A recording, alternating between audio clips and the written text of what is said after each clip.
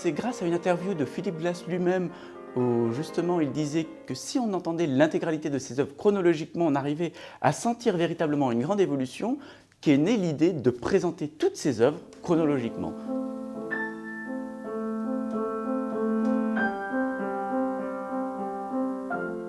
Il est vrai que la musique même de Philip Glass, qui est faite de répétitions, même si les répétitions ne sont jamais identiques, et qui amène, avec ces formes qui sont si longues, une possibilité de pouvoir la traverser et de manière non discontinue, avec toutes ces formes qui finalement se ressemblent, permet ce concert d'une durée aussi longue. Et ainsi, le public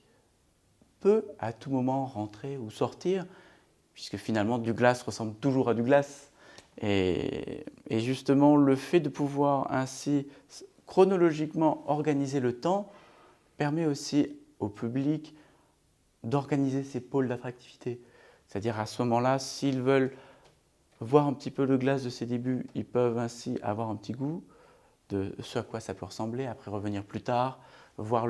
les pièces qu'ils connaissent, comme par exemple la musique de The Hour, la musique de Dracula, certaines, justement, les Koyaanisqatsi, les Einstein on the Beach ou les Métamorphoses. Après, voir des œuvres un petit peu plus avant-gardistes comme les Études.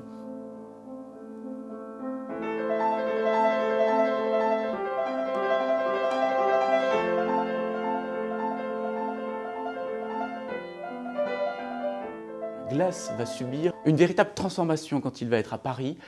auprès donc de Nadia Boulanger et aussi de Ravi Shankar, où véritablement il va réorganiser la musique de Raga avec toute cette division rythmique et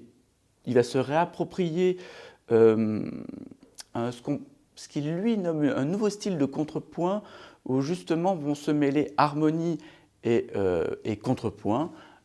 avec cette nouvelle organisation qui est ce que moi j'appelle ces œuvres d'avant-garde, avec, nous connaissons tous How No, Music in Fifths, Music in Contrary Motion, 600 Lines.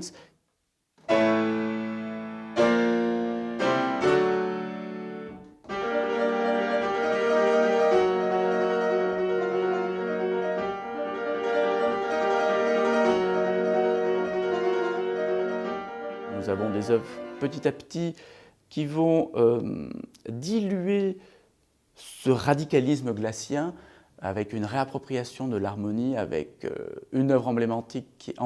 est Einstein on the Beach, où petit à petit on sent que certains points harmoniques très connus, comme par exemple l'accord parfait, sont réappropriés, alors qu'avant on avait uniquement des notes qui tournaient avec certains pôles, ce qu'on appelle des pôles mélodiques. Là, on va petit à petit graviter autour des accords parfaits. Après, on va avoir petit à petit des renversements.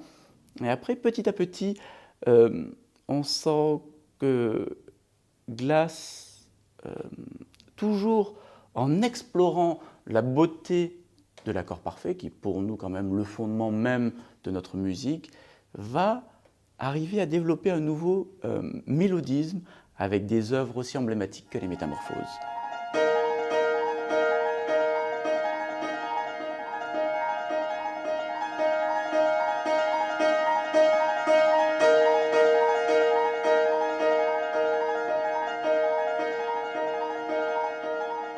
Et après, on va avoir toute cette recherche avec toutes les musiques de films, avec les Koyaanisqatsi, avec The Hours. Et après, on va avoir une nouvelle évolution. On sent que Glass va commencer à travailler et on sent que certaines pièces, comme par exemple les Études, que là, véritablement, Glass se réapproprie l'histoire de la musique.